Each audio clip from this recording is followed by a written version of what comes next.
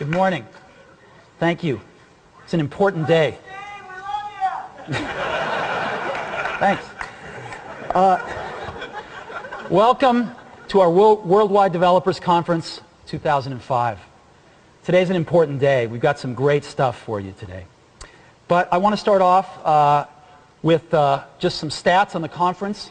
There's over 3,800 attendees today here.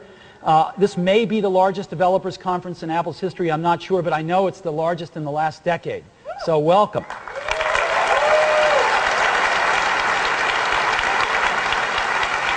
There are developers here from over 45 countries, including China and India. And we've got some great stuff for you. Over 110 lab sessions. And of those, 39 are hands-on, where you're sitting there at machines during the labs.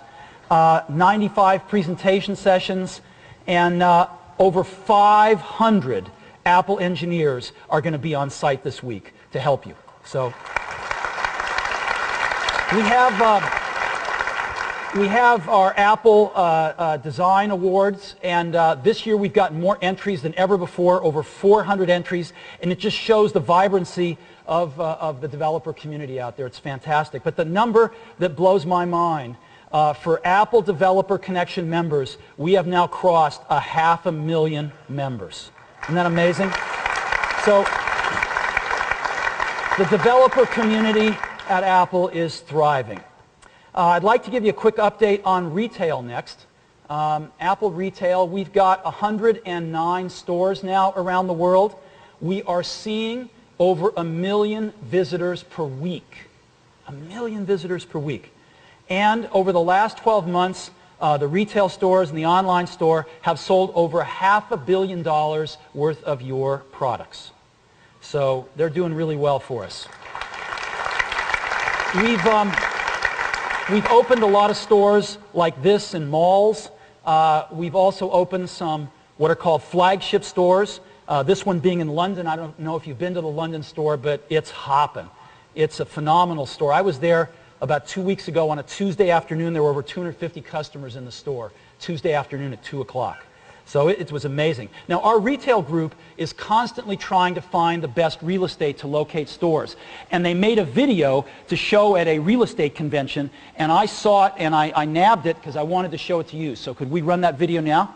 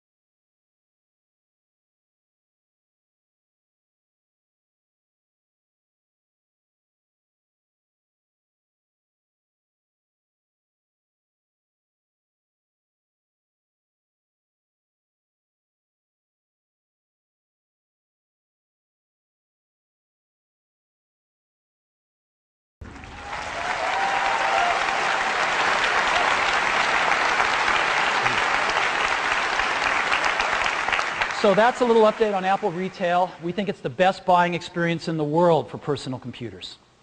Now I'd like to give you an update on the iPod and our music efforts. You know, the iPod is really entered popular culture in America. You know that when you're lucky enough to get on the cover of the New Yorker. So we were thrilled with that. And that's reflected in iPod sales. This is the cumulative iPods sold, and at the end of last quarter, at the end of March, we'd sold about 16 million iPods. And that's also reflected in the iPod's market share. Of all types of MP3 players, including flash and hard drive, everything, 76% market share. So we're thrilled with that. Now, as you know, iTunes goes with the iPod. And we just recently crossed 430 million songs sold and downloaded in iTunes. We're thrilled with this, and that is again reflected in iTunes market share. We've gotten a lot of competition over the last 9 months, and what's happened? Our market share has gone up. It's now 82% in the month of May.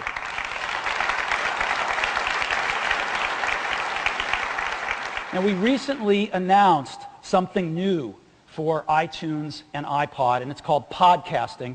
As you know, the podcasting phenomenon is exploding right now, and podcasting, of course, is a concatenation of iPod and broadcasting. And what is podcasting? You know, it's been described a lot of different ways. One way has been TiVo for radio. You can download radio shows and listen to them on your computer or put them on your iPod anytime you want. So it's just like television programs on TiVo, and that's true. Another way it's been described is Wayne's World for radio, which means that anyone without much capital investment can make a podcast, put it on a server, and get a worldwide audience for their radio show. And that's true too. We see it as the hottest thing going in radio, hotter than anything else in radio. And as you know, what podcasting is that you can not only download radio shows and listen to them, you can subscribe to them. So that every time there's a new episode, it automatically gets downloaded to your computer. You can listen to it there, or it automatically gets synced to your iPod the next time you dock your iPod. So it's very, very exciting. And there are over 8,000 podcasts now, and this is growing really, really fast. So that's pretty exciting. Now, it's not just amateurs doing these things, though. These 8,000 are not all amateurs, but the pros have realized that this is huge. And here's just a list of some of the companies doing podcasts now. All the major radio broadcasters, the network broadcasters, major magazines, major newspapers, even major companies like Disney and Procter & Gamble and Ford and General Motors. So it's pretty exciting. And so what we're doing is we're going to make this even easier, because you're not going to have to go download other applications and get all sorts of stuff together to make this happen. We're going to build it right in to iTunes and iPod, so you can subscribe to any podcast, and we're going to make it really easy. And so right into iTunes, very simple. But one of the most important things is, how do you find these podcasts? You want people typing URLs into iTunes? Well, they could do that, but we're also going to build right into the iTunes Music Store an iPod or a podcast directory, so that we're going to list thousands of podcasts, and you'll be able to click on them, download them for free, and subscribe to them right in iTunes. So I'd just like to give you a quick peek of what this is going to look like. Let me bring up iTunes here. And I'm going to go to the podcast homepage. And this is the podcast directory. And we're going to list, again, thousands of podcasts. Let's just go ahead and listen to one. We can go to one here. This is Adam Curry. He's one of the inventors of podcasting. And you could listen to his... Source code, episode 187. So you could listen to an episode here, but it's much more interesting to subscribe to the podcast. And we've now subscribed to Adam Curry's podcast. It's flipped us up to this podcast thing right in the source list. It's downloaded the most recent one. If I want to download another one, I can just push a button and go download one of the older episodes. And I can listen to an episode. Daily source code, episode 187. Something remarkable is happening here. Radio is springing free of the regulated gatekeepers who've managed what you can hear since radio was invented. It's jumping into the hands of anyone at all with something or nothing to say. With $16 million $100 worth of airplane strapped to my ass. For the next generation radio content in my... Okay. So, let me give you another one. Adam's great. This is KCRW. This is a show called The Treatment. They're a public radio station in LA. So let me go ahead and subscribe to The Treatment. And again, here's another one. I can close this one if I want to. And let's go listen to The Treatment. This podcast of The Treatment is a production of KCRW Santa Monica at 89.9 FM and webcasting at kcrw.com. From KCRW in Santa Monica, this is The Treatment.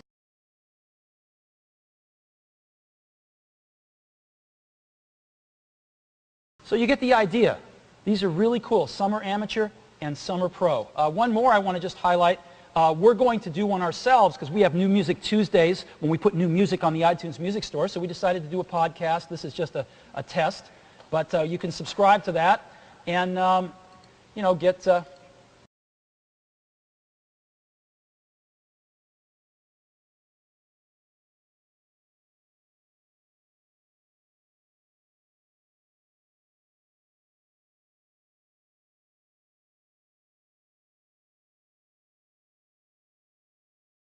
chapters.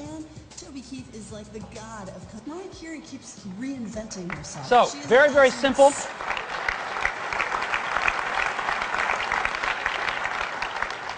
And we think it's going to basically take podcasting mainstream to where anyone can do it, and really easy to find these podcasts, really easy to listen to them. So we're very excited about this. I think it's going to be one more way in which iPod and the iTunes digital music community are really at the forefront of this stuff, bringing the innovation into the marketplace. Now, I'd like to give you a little update on Mac. Mac is doing really well right now. And let me start off with just some figures. If we look at growth rates, these are year-over-year unit growth rates for the last 5 quarters, ending in March. And if we look at the PC market, the growth has slowed down a little bit from just under 20% 5 quarters ago to just over 10% today. This is, again, year-over-year growth rates in terms of unit ship. But let's look and see how the Mac's done in the same period. Look at this. 9 months ago, the Mac took off in terms of growth rates, and it grew over 40%.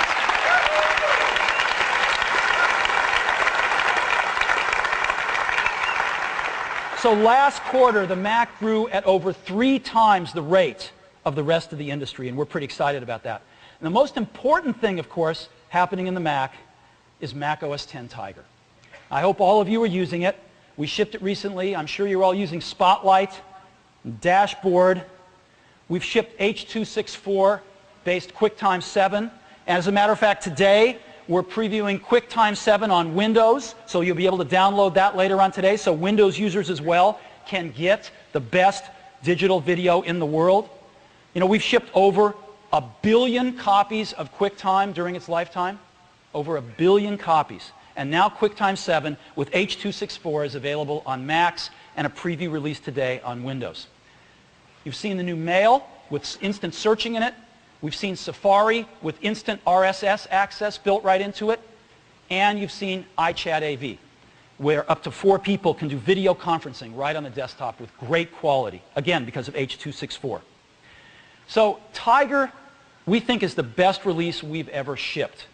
And you know what? The critics have agreed. You know, the quotes, I'm sure you've seen some of them. This is from Computer World. Want to see what the future of personal computing looks like? Don't wait for Microsoft to show you. Go out and get yourself a copy of Apple's OS X Tiger. It's that good. Here's the New York Times. Spotlight isn't just a super fast find command. It's an enhancement that's so deep, convenient, and powerful, it threatens to reduce the 20-year-old system of nested folders to irrelevance. Hear, hear. CBSNews.com. I remember writing an article about Lotus 123 back when the product was released during the 80s. It may have been nearly 2 decades since I wrote that column, but it took Spotlight less than 2 seconds to find it.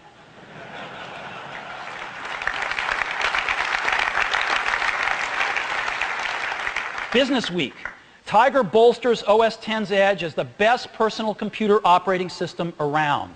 and a similar one from the Detroit Free Press. It's the most elegant, useful, and powerful operating system I've ever used in 3 decades of computer ownership. It runs circles around Windows. And finally, Walt Mossberg, it leaves Windows XP in the dust. So,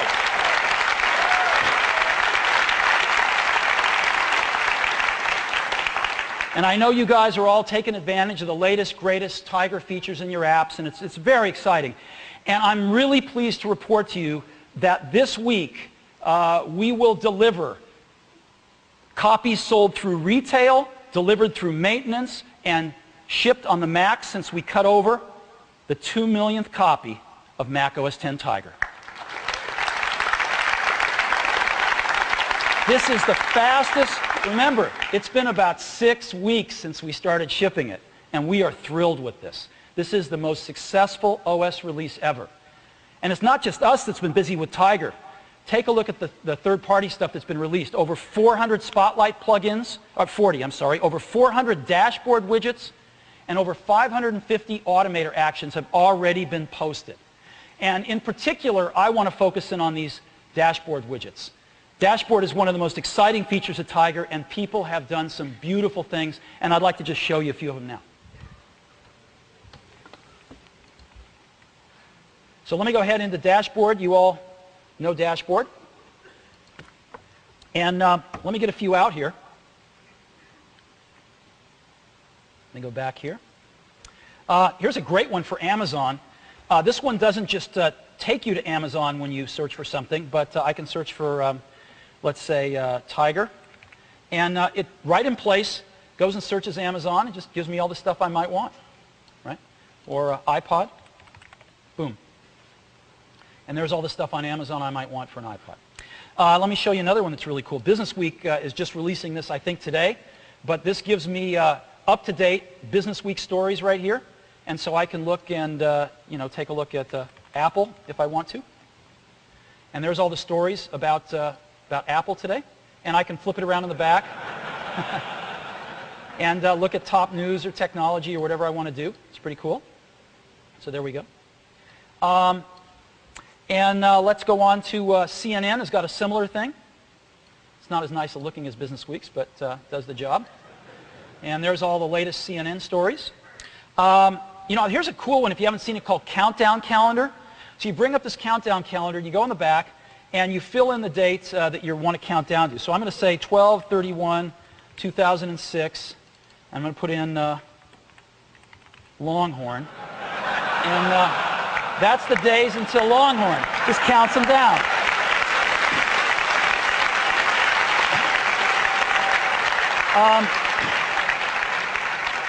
Here's a good package tracker for UPS, DHL, or FedEx. And I was tracking a package earlier, so I can just go track a package here. And there's my FedEx package. Here's a fun one, Rabbit Radio. This finds your local NPR station. Isn't that great? And you can just listen to it. And you can even listen to it when Dashboard's off. It's great. But he gave in if Hamilton would recognize. Nothing as great as NPR. Let me go find another one here. Let's see. Here's a fun one for sports enthusiasts, which is baseball scores, just sitting there scrolling. TV Tracker, I'm sure you've seen. Goes and finds all the TV shows that you might want. This is a favorite of mine, Wikipedia. For those of you that don't know, this is an open source encyclopedia where everybody contributes to it. It has now become one of the most robust and certainly accurate encyclopedias in the world because you've got experts from all over the world contributing to it. And we just look up Tiger here, and you can get the lowdown on all kinds of tigers. So that's Wikipedia, which is great. And lastly, I just wanted to show you Yahoo just released an updated one on their traffic, and I can put San Francisco, California here, and there is the traffic updates for San Francisco. So these are just a few of the over 400 dashboard widgets that are available now on Tiger that you can go get. And we just released a new site on the OS X tab of apple.com, which makes it much easier to find these things. So go check them out. They're pretty amazing. So OS X Tiger. Now, what percent does this represent of all Mac OS users? These 2 million copies that we've delivered so far. They represent already 16% of the entire Mac OS X user base. Panther is about half, about a quarter is Jaguar, and about 10% are the laggards on early versions of 10. And after 6 weeks, this is phenomenal. Now, where do we expect to be when we meet again here next year? This time next year, we expect the Tiger is going to be half of the OS X user base. So we're really thrilled about that. And if we take a look at what we've done over the last 5 years, we've released 5 major versions of OS X over the last 5 years. In that time frame, of course, Microsoft released XP. And looking forward, what do we see? Well, the next release, I'm very pleased to announce that the next release of OS X is going to be called Leopard. And we're not going to be focusing on it at this conference today, but we certainly will in the future. And we intend to release Leopard at the end of 2006 or early 2007, right around the time when Microsoft is expected to release Longhorn. So that's what the future looks like, and we look forward to telling you about Leopard. So that's what's up for Mac OS X Tiger. Now, let's go to a big topic. Transitions. Let's talk about transitions. The Mac in its history has had 2 major transitions so far, right? The first one, 68K to PowerPC. And that transition happened about 10 years ago in the mid-90s. I wasn't here then, but the team then did a great job from everything I hear. And the PowerPC set Apple up for the next decade. It was a good move. The second major transition, though, has been even bigger. And that's the transition from OS 9 to OS 10 that we just finished a few years ago, in the early part of this decade. This was a brain transplant. And even though these operating systems vary in name only by one, they are worlds apart in their technology. OS X is the most advanced operating system on the planet, and it has set Apple up for the next 20 years. Today, it's time to begin a third transition. We want to constantly be making the best computers for you and the rest of our users. And so it's time for a third transition, and yes, it's true. We are going to begin the transition from the PowerPC to Intel processors, and we are going to begin it for you now and for our customers next year. Now, why are we going to do this? Right? Didn't we just get through going from OS 9 to OS 10? Isn't the business great right now? Why do we want another transition? Because we want to be making the best computers for our customer looking forward. Now, I stood up here 2 years ago in front of you, and I promised you this. And we haven't been able to deliver that to you yet. I think a lot of you would like a G5 in your PowerBook, and we haven't been able to deliver that to you yet. But these aren't even the most important reasons. The most important reasons are that as we look ahead, though we have great products right now, and we've got some great PowerPC products still yet to come, as we look ahead, we can envision some amazing products we want to build for you. And we don't know how to build them with the future PowerPC roadmap. And that's why we're going to do this. When we look at Intel, they've got great performance, yes. But they've got something else that's very important to us. Just as important as performance is power consumption. And the way we look at it is performance per watt. For 1 watt of power, how much performance do you get? And when we look at the future roadmaps projected out mid-2006 and beyond, what we see is the PowerPC gives us sort of 15 units of performance per watt. But the Intel roadmap in the future gives us 70. And so this tells us what we have to do. Now, this is not going to be a transition that happens overnight. It's going to happen over a period of a few years. Again, we've got great products right now, And we've got some great PowerPC products in the pipeline yet to be introduced. But starting next year, we will begin introducing Macs with Intel processors in them, and over time, this transition will occur. So when we meet here again, this time next year, our plan is to be shipping Macs with Intel processors by then. And when we meet here again 2 years from now, our plan is that the transition will be mostly complete, and we think it will be complete by the end of 2007. So this is a 2-year transition.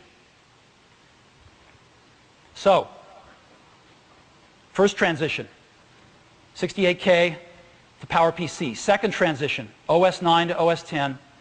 We're going to begin a third transition from the PowerPC to Intel processors. There are 2 major challenges in this transition. The first one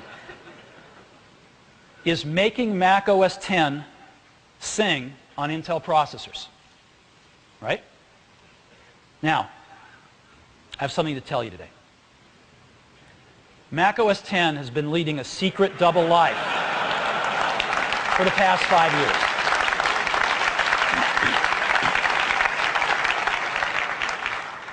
There have been rumors to this effect, but this is Apple's campus in Cupertino. Let's zoom in on it. In that building right there, we've had teams doing the just-in-case scenario.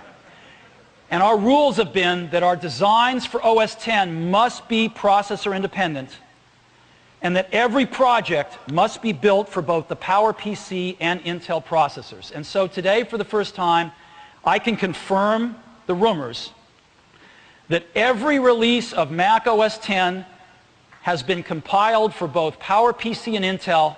This has been going on for the last 5 years.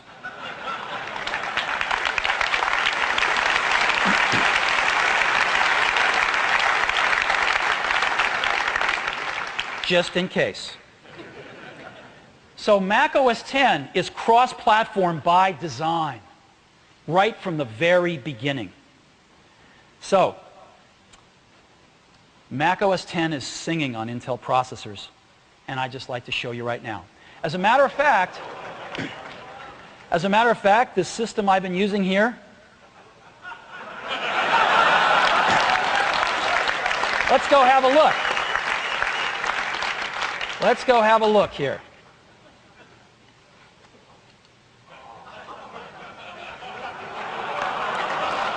All right, there you go. So, we've been running on an Intel system all morning, and let me just go, do a few simple things. Baseball, boom. All the normal stuff just works. Let's go back to these dashboard widgets that we just brought out. There they are. And, we can even, let's see here, go find a calendar event here. Very simple. Let me go show you Mail. There's Mail right here. Safari. Here's the new widget stuff. Way to find some widgets. Boom. On apple.com. Let me show you iPhoto.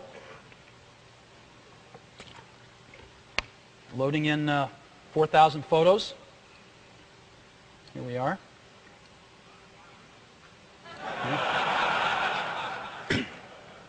And let me go ahead and play a movie. Here's, let me get rid of this. Here's a movie trailer here.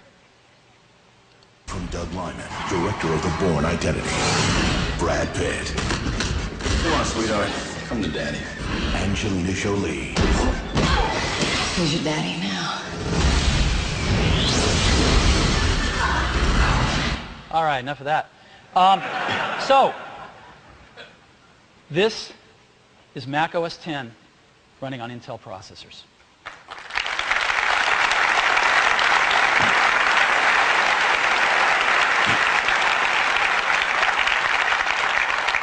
We are very far along on this, but we're not done, which is why we're going to put it in your hands real soon so that you can help us finish it. Now, the second major challenge is your apps. right? So let's take a look at how you're going to make Intel versions of your apps. You can separate code into kind of 4 different buckets: widgets, scripts, Java, Cocoa apps, which of course are made with Xcode, Carbon apps, which can be made with Xcode, and Carbon apps, which can be made with MetroWorks. They each have different properties. Widgets, scripts, and Java, they just work, right? They just run. Nothing to do. Cocoa apps, a few minor tweaks and a recompile, and they just work. Carbon with Xcode, more tweaks and a recompile, and they're going to work. And in MetroWorks, the first thing you have to do is move to Xcode. So, let's take a look at this again. Widgets, scripts, and Java just work. Cocoa apps, literally a few days, and your Cocoa app's going to be running with an Intel version. Carbon apps, it's going to be a few weeks, a few more tweaks, although there are exceptions to that. We may be overstating it here, which we'll see in a minute. And in MetroWorks, again, we don't know. You've got to get to Xcode. So the key here is getting to Xcode. Now, we started evangelizing Xcode 18 months ago. How is everyone doing on Xcode? They're doing well. Our top 100 developers, over half are using Xcode today. Over half of our top 100 developers, and another 25% of them are in the process of switching to Xcode. So over 80% of our top 100 developers are using or in the process of using Xcode, and less than 20% haven't got on board yet. Now's a good time to get on board. So Xcode is the key, and we've got a new Xcode today to give you, Xcode 2.1, that's got some fun new features in it. As you know, Xcode's a very robust development environment. But the most important new feature, the giant new feature, is when you go to build your app, you get this little sheet that pops down. I'll blow it up for you here. What do you want to build for? PowerPC and Intel. And you check this box, OK, and you're going to build what's called a universal binary. That's a binary that's going to contain all the bits that run on both architectures. And so the loader for each one loads the right set of bits and goes. One binary works on both PowerPC and Intel architecture. So you can ship one CD that supports both processors. And again,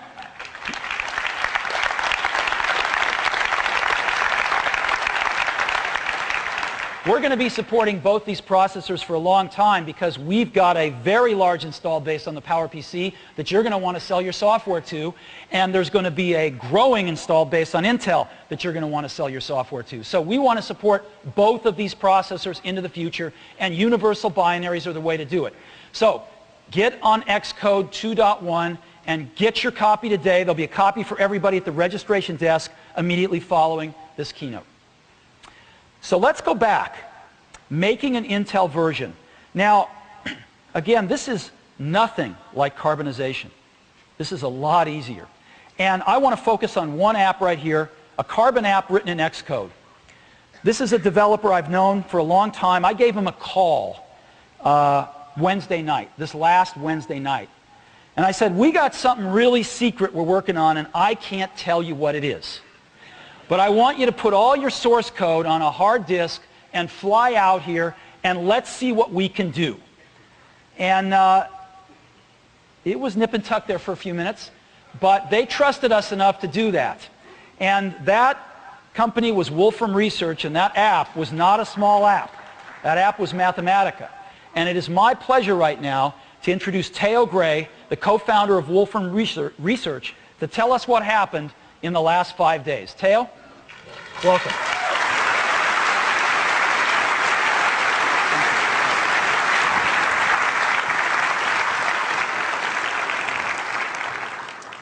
I get the most ridiculous phone calls from Apple sometimes.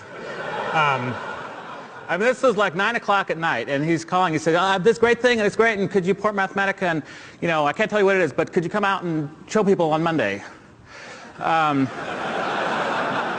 So, I mean, you have to understand. So Mathematica has inside it probably the world's largest collection of algorithms. It supports all kinds of programming styles, data formats of all sorts.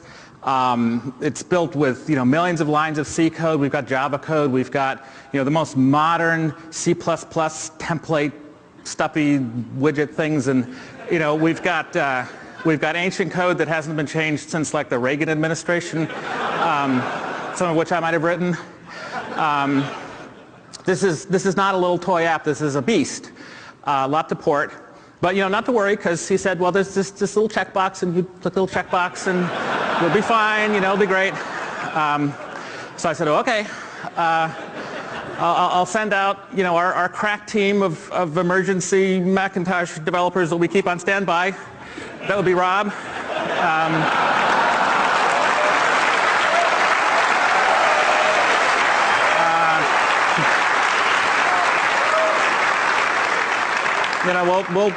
We'll see what he can do.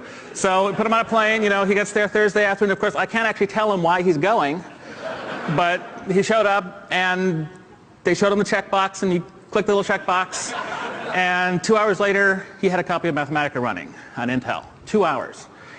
So.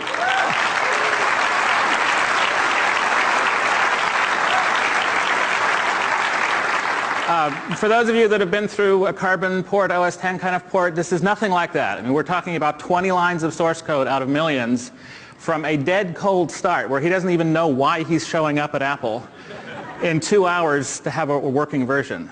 Let's take a look. I should say in fairness that there is an awful lot of software engineering built into Mathematica to make this kind of thing possible. There's Rob, there's help from Apple. Your mileage may vary. But from where I stand, it's pretty good when your biggest problem with a port is figuring out what to do with the rest of the weekend. So let's take a look here. Now, of course, the most amazing thing is just that it comes up, at launch. Now, Mathematica and the Macintosh are used by people at the forefront of their fields. People who want to push the limits and do things that haven't been done before, like that, for example. If we scroll back. Those 2 lines there, you haven't seen that before. And in the spirit of pushing the limits, we thought that rather than do something boring, like port a working version that we knew was stable, we thought we'd go ahead and port the current internal development version of Mathematica, which is full of all kinds of exciting new technologies that actually I can't show you. But I can show you a couple of the interactive things we've been working on. So, that's nice, now we know OpenGL works. But let me show you something that you probably haven't seen. Now, in the past, you would do typically sort of one calculation. You do one algebraic manipulation at a time, or expansion here. So what we're doing here instead is we're exploring a computational space. We have a tool where we can manipulate and navigate through a world of computation. This is a quick little example. It's simple, it's kind of fun, but it's actually based on a lot of very deep technology that we've been working on for many years to make that possible. We like to do sort of deep technology at Wolfram Research. We also like to do interesting science, hence the research.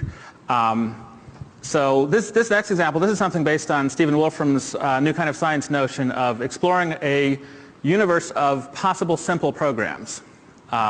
And as you can see, this is a very simple program. That source code up there, that's the entire source code in the Mathematica symbolic language to implement that example, as well as specify the user interface that we would like to have to explore this particular computational universe. This happens to be sort of an experimental architecture kind of idea, something you might see built in Las Vegas maybe. But it could just as well be looking at candidate nanotech structures, something like that. So we expect to be seeing a lot of sort of technological applications coming out of the use of Mathematica to explore interesting computational spaces.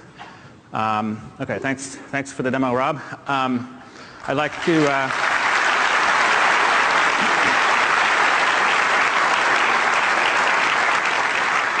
So I'd like to thank Steve for inviting us down to once again sort of push the limits together with Apple. We certainly hope that we will have a universal binary shipping once there's machines out there to ship it to. And I'd particularly like to thank the Apple engineering team for freeing up my weekend. Thank you very much.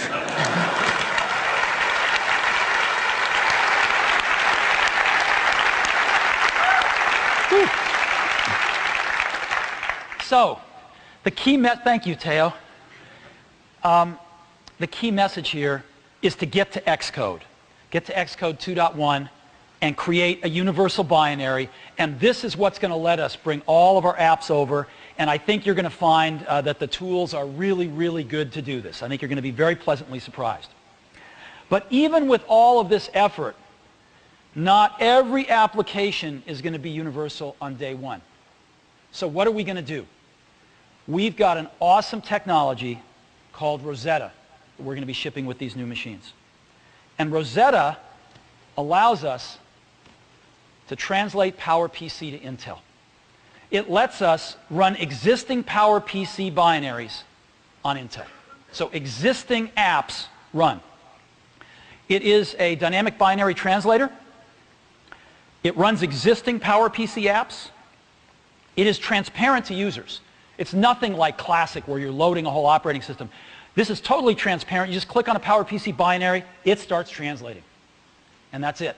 Users don't even know. It's lightweight, no big memory footprint, and it's pretty fast. So most users will not even know that they're running it, which is fantastic. So I'd like to just show this to you right now if I could. Let me just go over here, and I've got some apps right here. So I'm just going to open a Word document. And this is a Word document right here. And I can go up and it just thinks it's running on a PowerPC. Boom, boom, boom, whatever it's doing. Let me open another one here. Boom. Very simple. Let me open an Excel spreadsheet.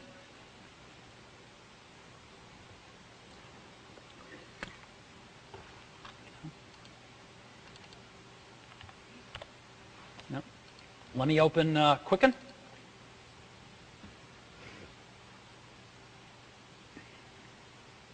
Boom. Let me open Photoshop. Now you'll notice when Photoshop's opening, it's also loading in all the plugins. All the plugins, again, are translated. So they all work fine.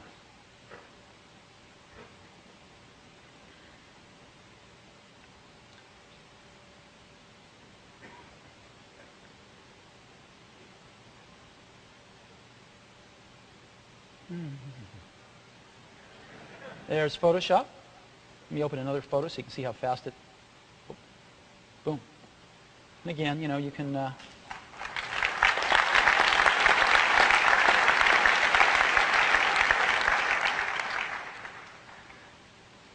go through stuff and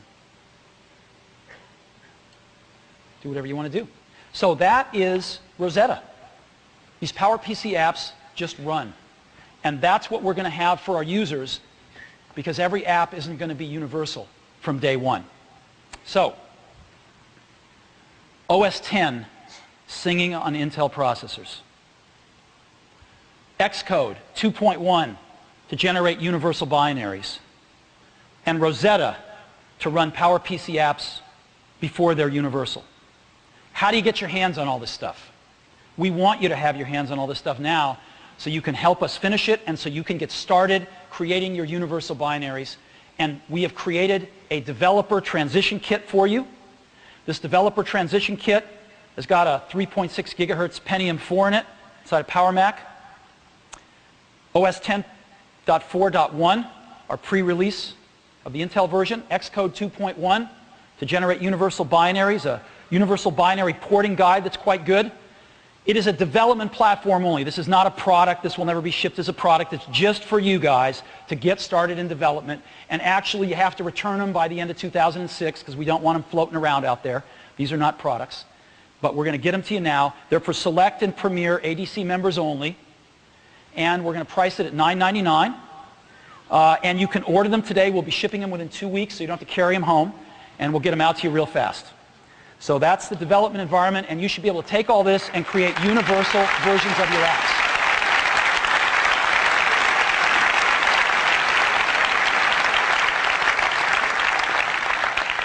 Now, most of you are hearing about this for the first time today, unless you read the Wall Street Journal, I guess. But we have talked to a few developers this past week. You heard from Teo at Wolfram Research. And I'd like to invite another one up on stage that we've briefed on this. And of course, that's Microsoft, because Microsoft Office is very important to us all. We have a great relationship with Microsoft. And I'd like to invite Roz Ho the General Manager of the Macintosh Business Unit at Microsoft, up on stage right now. Let's give her a warm welcome.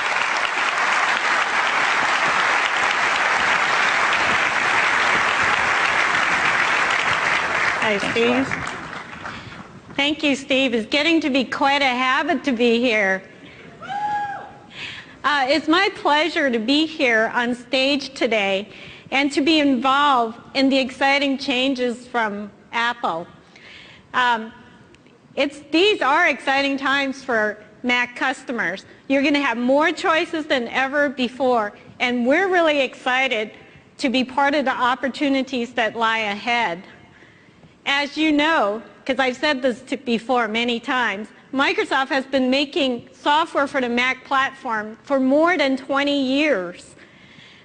The dedication and support of this platform is really the essence of the products that we make at the Macintosh Business Unit.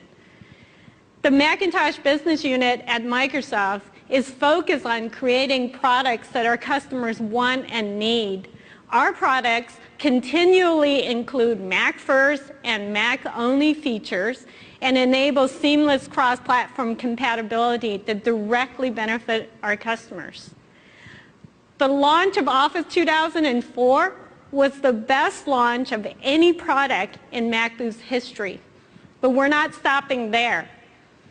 We're putting the final touches on updates for Exchange users to add new Tiger functionality, and we're releasing a new version of Messenger for Mac in the next few months.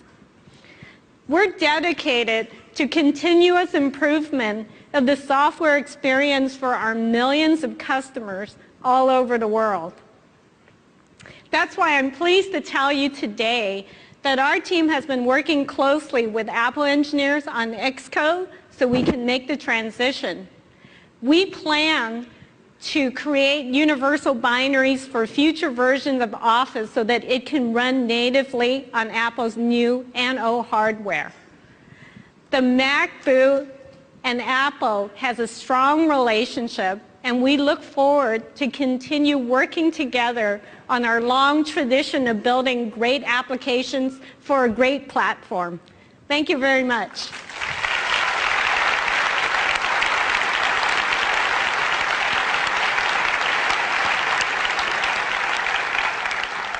Thanks, Roz. One of our other partners, as you know, is Adobe. They're close by us, and we work very closely with them. And we've been working with Adobe for over 20 years as well. And it's my pleasure to invite up Bruce Chisholm, the CEO of Adobe.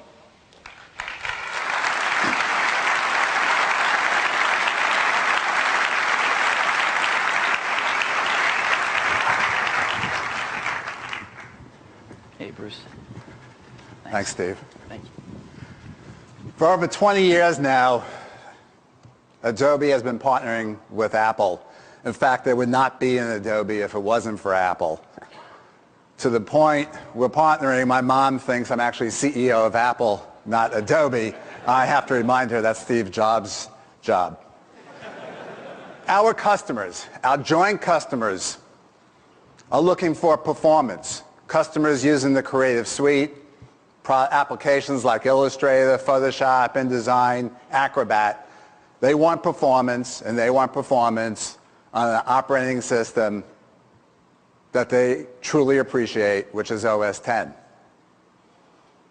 You can be absolutely sure that Adobe is committed to taking our applications so that they can run natively on Intel's architecture on Apple's new boxes.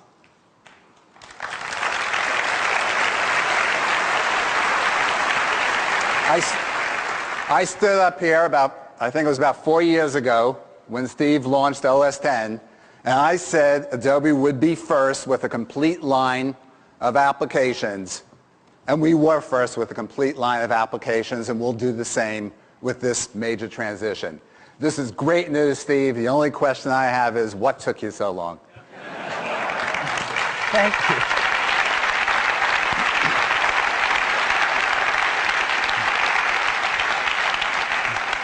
Thank you, Bruce. And now, you know, we've obviously been working with Intel these last several months, evaluating what we were going to do leading up to this decision. And we've kind of gotten deeper in discussions with them than ever before. And we found something pretty amazing, which is they're kind of like us. They're passionate about their products.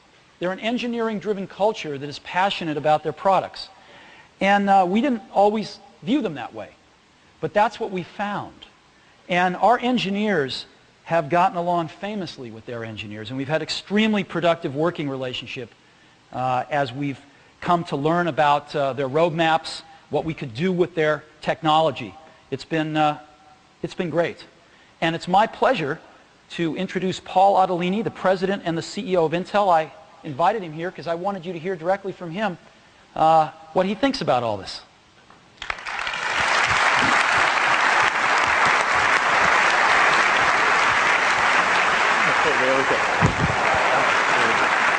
Oh yeah, click.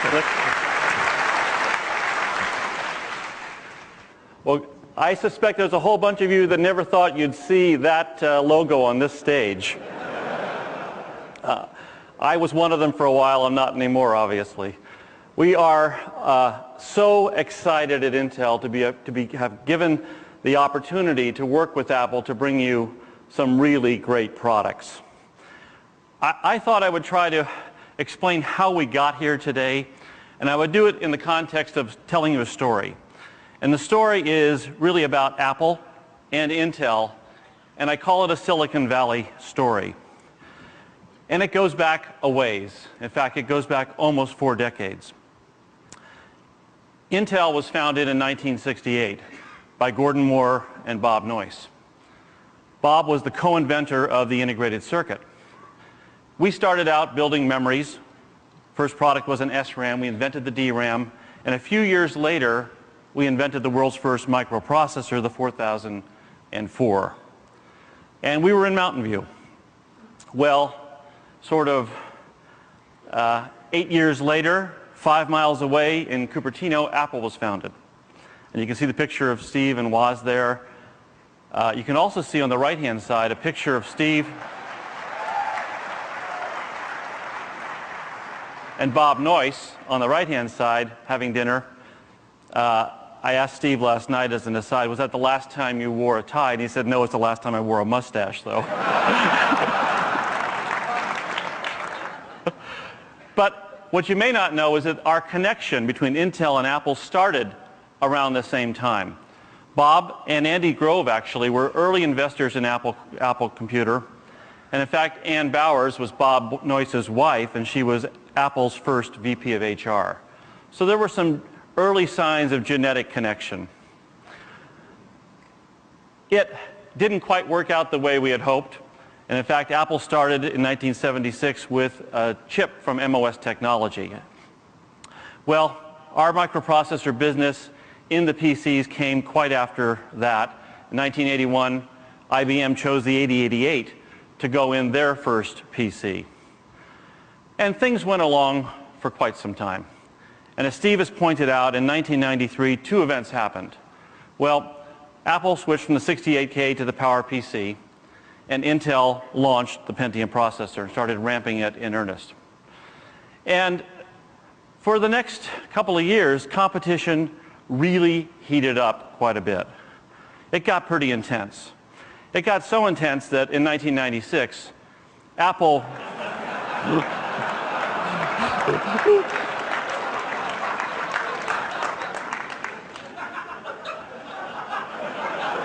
they set fire to our bunny person. And I know some of you may not be as old as this commercial, but I thought I'd let it run for you.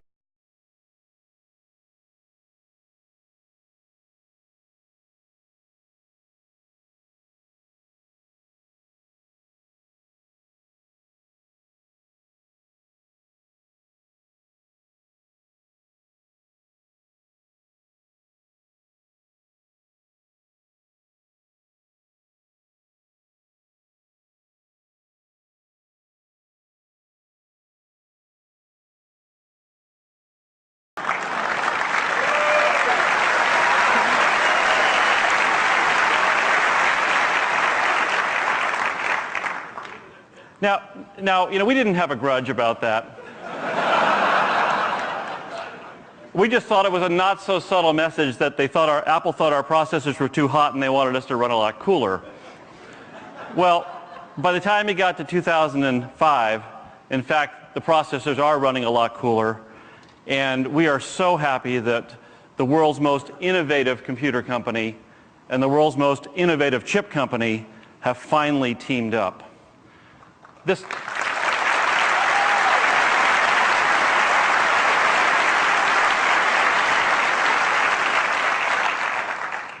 I thought I would give you my perspective on the partnership. I think that this brings together the skills and the opportunities and the engineering excellence of two great companies. And they combine our strengths and they play on our respective strengths. Apple has a legendary capability in hardware and software engineering and design and in innovation. You all know that. What you may not be familiar with is us. Our strengths are a little bit different, but they're entirely complementary. We are all about computer architectures. We're about scale and scope and being able to deliver in high volume the world's best technology, the world's best processors. And what we are most about is the relentless advancement of Moore's Law to give you better and better machines year after year. And so after almost 30 years, Apple and Intel are together at last. And I don't think of this as a fairy tale with a happy ending. I think of this much more as an exciting and important story with a very, very happy beginning. Thank you very much.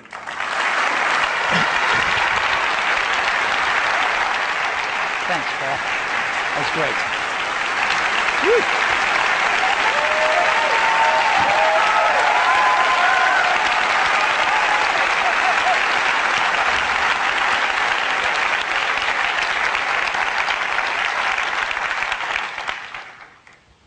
So where does that leave us? Well, Apple is strong. Apple's pretty strong right now. And the Mac is strong. We saw this.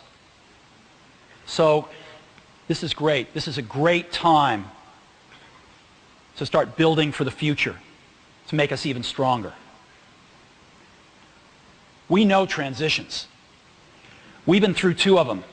And they've kept our platform at the forefront. And we're going to continue to be bold and begin a 3rd transition today as far as the developers are concerned, to make the best machines we know how to make in the future. This transition isn't going to happen overnight. Again, we're making awesome machines right now. We got a lot of great PowerPC products in the pipeline, but we are also working to design some Intel-based Macs, and when we're here next year, we plan to have them in the marketplace. And there will be a transition over the next 2 years. We're getting ready. We've done a lot of work, as you've seen today. OS X is running fantastic on Intel processors. Xcode 2.1 in your hands today. Rosetta for our customers, for those apps that are not universal on day one. We've already made a big investment in this, and we're fairly far along. It's time for you to get ready too now. And what do you have to do to get ready? One thing. Create universal binaries of your apps. We've got a lot of stuff going on at the conference to help you today.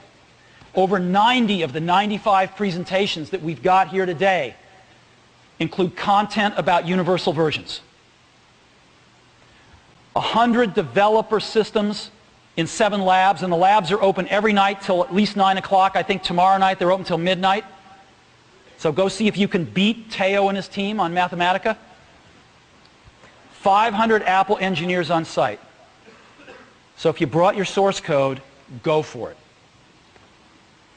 And when we meet again here next year, we will have Macs with Intel processors entering the market. I suspect a lot of you will be shipping universal binaries. And we will be very excited to keep pushing the frontiers and tell you about Leopard when we meet again here next year. Because more than even the processor, more than even the hardware innovations that we bring to the market, the soul of a Mac is its operating system, and we're not standing still. So I'll see you all here next year, and I look forward to a lot